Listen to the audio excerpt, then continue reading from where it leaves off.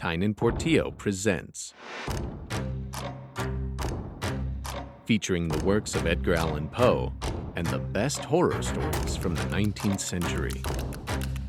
Welcome to the Poe Show podcast.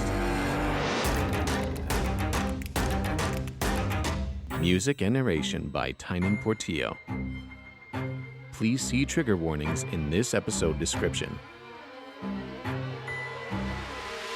Today's episode, The Valley of Unrest by Edgar Allan Poe.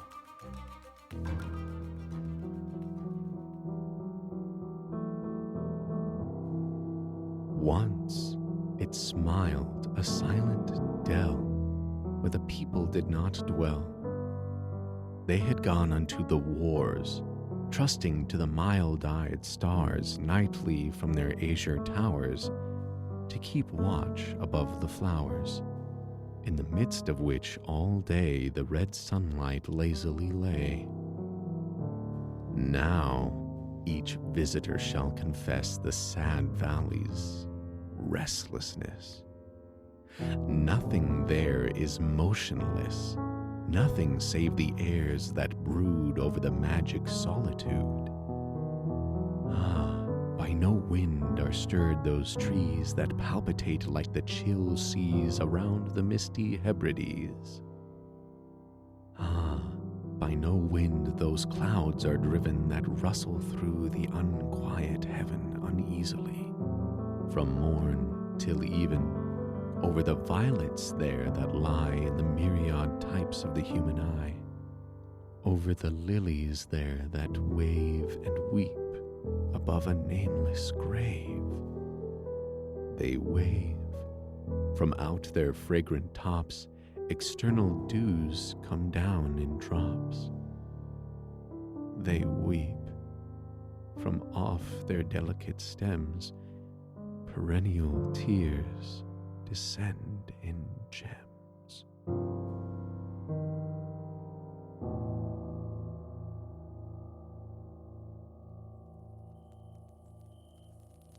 Before I say anything else, I want to say thank you so much. I just got a fan mail message, and it's a very simple message. It says, I just found this podcast, and it is wonderful.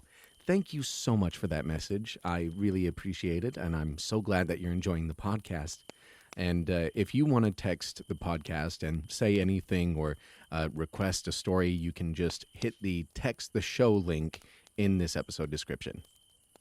If you enjoy this podcast, you can become a supporter of the show and help me make new episodes, improve the quality of the podcast, and release more episodes in a month for as little as $3 in 1 month. If you enjoyed this poem, then give this podcast a good rating and be sure to subscribe for more on Spotify, Apple Podcasts, and YouTube, where I do reviews on Edgar Allan Poe film adaptations. And leave a comment for a classic horror story or poem you'd like to hear on the show. It could be an Edgar Allan Poe story or a Victorian ghost story, or if you're an author who would like to feature your own story on the show, then email me at poeshowpod@gmail.com with your story and details. And if you're in need of a narrator, voice actor, or singer, I've got over 18 years of experience in this field and would love to work with you. This poem was definitely not an easy analysis for me. It's kept very vague, and much of its symbolism is likely to carry multiple meanings. And apparently, Edgar Allan Poe changed it 7 times over the years. The Valley of Unrest was first published in 1831. Poe edited it and republished it in 1836. He cut out nearly half of the original poem by 1845, and he continued to make minor changes to it through 1845. I found a very helpful post on the website eapoe.org that actually features the different variations of the poem. I'll link that post in this episode's description. Because of the poem's intentional indistinctness, it can be interpreted various ways, as with all art, but I'll discuss both my takeaway and another explanation I've read. The poem emphasizes that once the valley was peaceful, but it was back when there were no people in it. People had gone unto wars and trusted the stars to look after the flowers in the valley. But now the valley is full of unrest. Unrest, such a strange word that means so much. There's this strange movement through the trees and clouds that isn't due to wind. It's a bit unnatural. Is the unrest noise, chatter, overstimulation, panic, confusion, all of the above? And amidst this restlessness, the flowers, violets, and lilies weep perennial tears over nameless graves. One explanation I found is that this valley is now a graveyard for soldiers from war.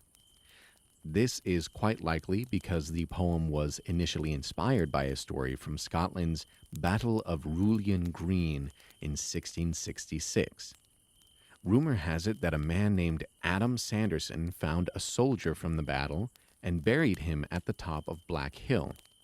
Having no knowledge of this beforehand, I took a different approach to the poem. It seemed to me that the valley was peaceful before people ever got involved with it, and then became restless once visitors started coming. If you've seen the Ballad of Buster Scruggs, an anthology all about death, what rang in my head is the story of All Gold Canyon. The beginning of this section of the film shows how peaceful this valley and river are, only to be interrupted by a man who begins digging and panning for gold. There's a scuffle between two men fighting for gold, and eventually one leaves with his treasure, and we see the valley return to its peace, as if to say that humanity throws nature out of balance. That's the very feeling I got while reading this poem. Humanity is quite unnatural, and nature isn't comfortable with us, which is an interesting thought. Plenty of us like to enjoy some fresh air and greenery every now and then, but how often is it that nature is actually manufactured? If you're hiking, there's still a trail that's been made to give you a good view of everything. It's not perfectly natural. If you're in a neighborhood, nature has been purposefully placed in certain areas for a more pleasant aesthetic. Birds and squirrels and deer run away from you, startled at your presence. So although we are also animals of nature, we're predators, we can very easily pollute the perfection of nature with our higher aspirations for life, our pursuit of gold. It makes me think of Walden as well, the book by Henry David Thoreau, where he lived in the woods for a period of time and just contemplated the growing complication of human life and industrialization, which abandons the simplicity of nature. That is what I thought the poem was attempting to address. However, I can see after my study that it's definitely connected to the Battle of Rullion Green, and my initial impressions were a bit off the mark. Still, the idea is worth examining. That idea is what I wanted to put into the music for the poem, as well as a feeling of restlessness with very little musical resolution. So what did you get from listening to this poem? Please leave a comment and let me know if you had some other ideas that leapt out at you while listening.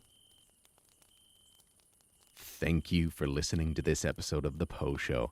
I appreciate you all so much, and I cannot believe that we have such a strong community now. 8,900 followers on TikTok, almost 9,000, 225 YouTube subscribers, over 200 Spotify followers, and even more on other platforms. Thank you so much for following and sharing this podcast. Your support means everything to me and is helping this podcast grow. If you're new here, though, look in this episode description to see where you can follow this podcast, especially on TikTok, because that's where I post all my funniest and best videos.